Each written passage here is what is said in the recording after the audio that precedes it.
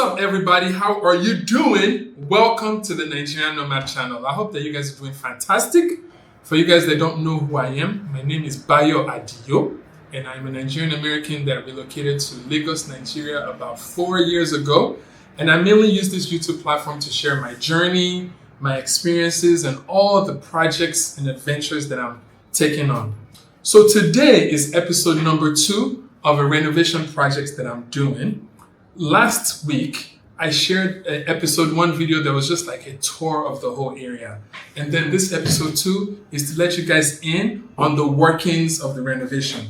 This specific video episode, I want to take you guys on the step 2 of this renovation process. So typically when I take on a project of this scale, I would typically sit down with like an interior designer, an architect, maybe plumbers and electricians, and we just kind of figure out, like, sometimes engineers, if we're having to do any type of structural thing that I feel like we want to be sure before we make any changes. And then we now come up with like a new floor plan, a new design, and we map it out all on paper, the floor plan, the furnishing, the colors, and everything. And after all of that gets approved by the clients, we now move to the next stage. And the next stage is execution. So for the execution is what we're going to talk about today. So for this project, one of the things that the client wanted is hardwood flooring at the bottom. And then she wanted to change the tiles upstairs to like Spanish big rectangular tiles instead of the square ones. So tiles upstairs, and then all the bathroom tiles on the floor to like an anti-slip tiles. Some of them is like a Moroccan style tiles. All of that stuff, wooden tiles, so that's all. So in this process, the first step is to determine which areas need to be broken. So first step, we have to tackle the bathroom.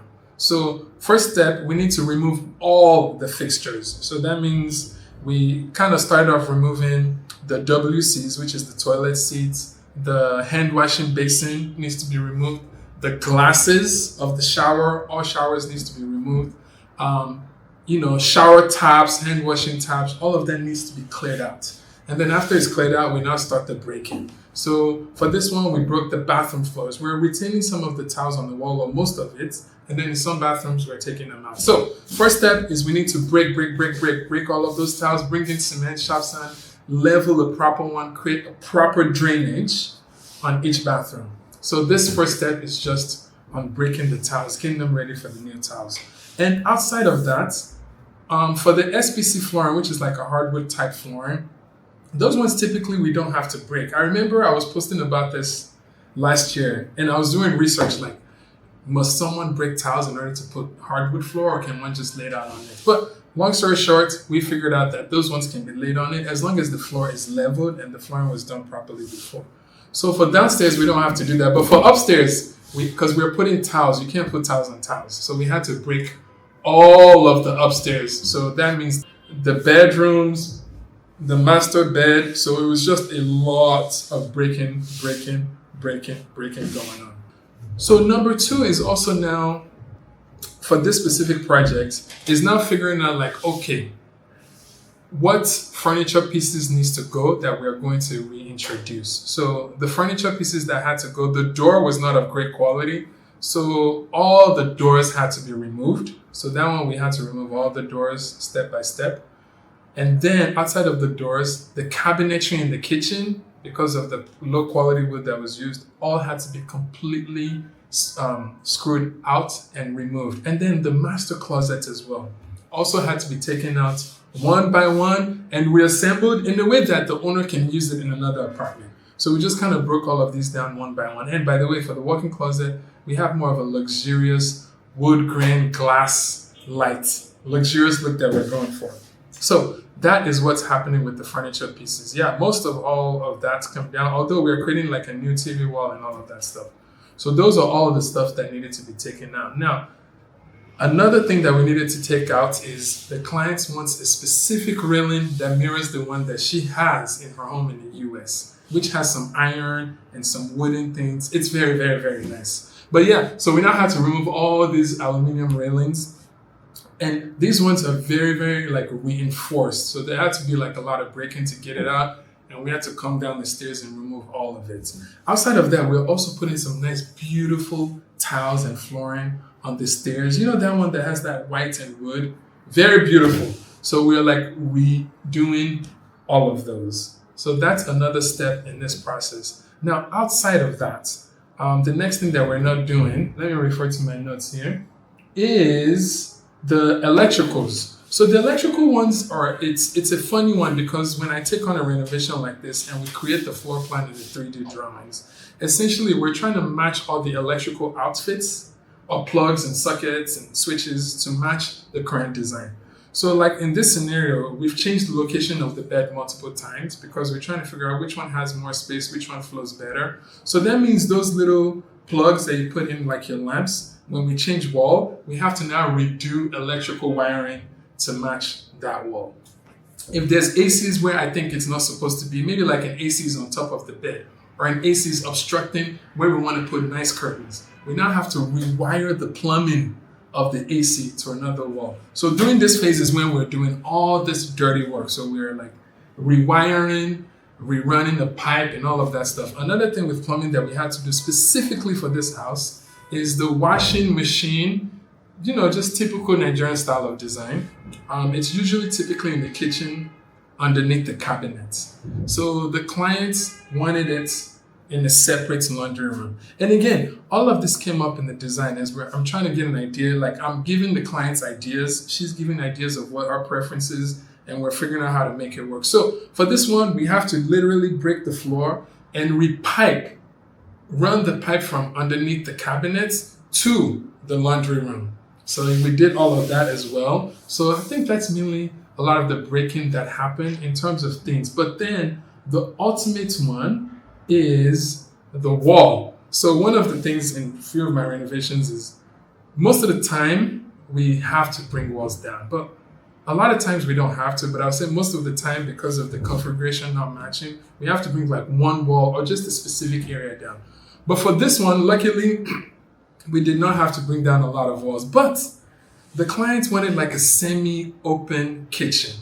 So she wanted the dining area to flow into the kitchen to where there's not all this like walls. Some people just don't like separation. Some people love the separation. They like the kitchen to be where the kitchen is, the laundry to be where the laundry is, the dining area, all this separation. Some people like it, but some people want more of an open space. So we came up with the idea of, you know what, let's open up this wall separating the kitchen from the dining. So yeah, so we got rid of the door and we opened up this wall and it really, really opened up the space. So I really, really like that. So that's another thing that we had to bring down. Another thing is the stairs. I think when this specific developer was designing this house, I think they intended to have like what Nigerians call an ante-room. As some people will call it like a veranda. I think it's just this transitional space for when you enter a house that has another door before you enter the like main living space. So I looked at that space and I was like, So brainstorming with the client, I was like, you know what, we could actually just, I think it's the client that brought up this idea. Like, you know what, why don't we just make it like an open stairs? So that way it opens up the space more. You know, talking to her, I kind of get a sense of her personality that she likes things open. So we came up with the idea of like chiseling the wall to just match the stairs layout, which was perfect.